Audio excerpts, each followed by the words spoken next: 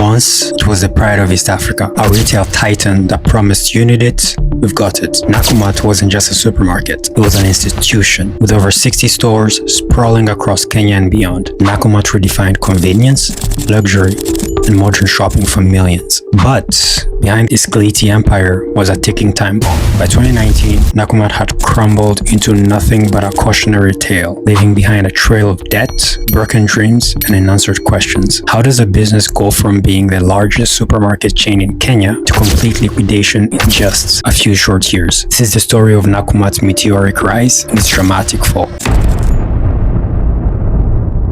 It all began in 1979 in Nakuru, a modest town in Kenya's Rift Valley. A father and his own two sons, Atul Shah and Narshi M. Shah, opened a small mattress store. Simple, humble beginnings. They called it Nakumatt, a name derived from Nakuru mattresses. Their ambitions, however, were anything but small. By the late 1980s, Nakumatt had expanded beyond mattresses, transforming into a full-fledged retail store. It set its sights in Nairobi, the capital, and quickly became a household name. The secret? Nakumatt was a trailblazer. The first supermarket in Kenya to introduce loyalty cards, the first to embrace 24-hour shopping. They even rolled out online shopping long before it was trending. With competitive prices, sprawling stores, and a commitment to customer experience, Nakumatt dominated the market.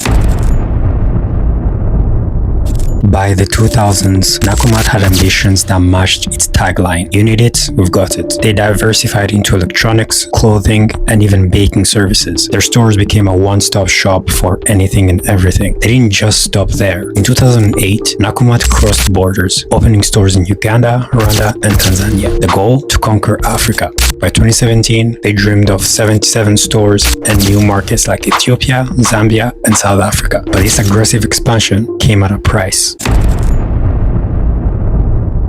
To fund their dreams, Nakumatt relied on razor-thin margins and heavy borrowing. Banks, suppliers, creditors, you name it, Nakumatt owed them. The chain operated like a pressure cooker. High volumes, low prices, and constant cash demands. But their cash flow couldn't keep up. By 2016, cracks in the empire began to show. Shelves started going empty, debts piled up, and suppliers pulled out. But this wasn't just bad luck. Nakumatt's collapse ran deeper, right into murky waters of fraud, corruption, and mismanagement.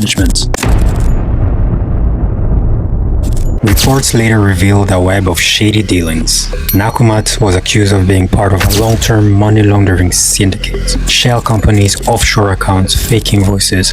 It was a financial maze designed to hide illicit funds. Even worse, they colluded with a rogue bank that acted as their in-house financier, disguising sales as supplier payments and evading taxes. The result? Billions of shillings vanished into thin air, while the supermarket's financial health crumbled.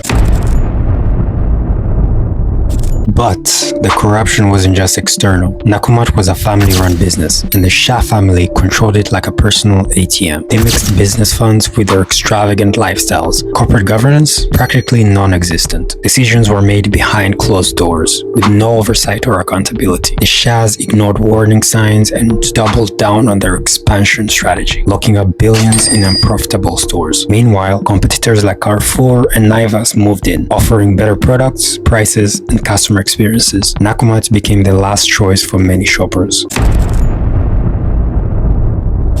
By 2017, Nakumatt's creditors had had enough. Suppliers stopped delivering goods, stores ran out of stock, and customers deserted them. Branches were shut down. The once mighty Nakumatt empire began collapsing like a house of cards. Employees went months without pay, and some lost their jobs entirely. Landlords evicted stores over unpaid rent. Even desperate attempts to sell a stake to investors failed when audits revealed the true extent of Nakumatt's financial black hole. In December 2019, Nakumatt was down to just one store. By January 2020, creditors voted to liquidate the company. Nakumatt, the giant that once towered over East African retail, was no more. The story is one of ambition gone unchecked, corruption left unpunished, and mismanagement ignored. From its rise to its dramatic fall, Nakumatt is a cautionary tale of what happens when greed, poor governance, and unchecked ambition collide. But there's also a lesson here. For business, for leaders, and for consumers. Corporate governance matters. Transparency and accountability matter. And for businesses to thrive, They must adapt, listen, and evolve. Nakumatt's fall left thousands unemployed, suppliers bankrupt, and customers disappointed. Let's hope its lessons aren't forgotten. What do you think caused Nakumatt's downfall? Could it have been saved?